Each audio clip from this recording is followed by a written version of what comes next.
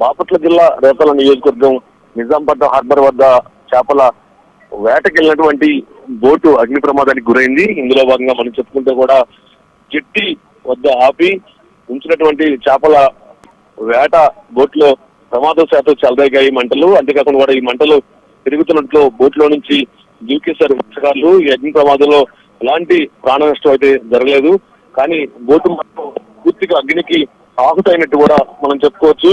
అంతేకాకుండా కూడా ప్రధానంగా మనం చెప్పుకుంటే కూడా ఈ ప్రమాదం ఎలా చోటు చేసుకుంది అనే కోణంలో అయితే దర్యాప్తు చేస్తున్నారు.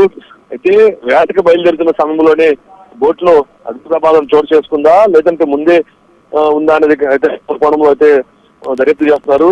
కానీ ప్రాణాపాయం నుండి బయటపడ్డారు ఎవరైతే ఉన్నారో మత్స్యకారులు. ఉన్నట్టుండి ఒక్కసారిగా మంటలు రావడంతో మంటల్లో బోటు పూర్తిగా దగ్ధమైంది. అందరూ చూస్తున్న కళ్ళ ముందే బోటుకు పాలైనట్టు కూడా మనం చెప్పుకోవచ్చు. సుమారు ఈ బోటు కాస్ట్ 40 లక్షల వరకు ఉండొచ్చని కూడా అంచనా వేస్తున్నారు.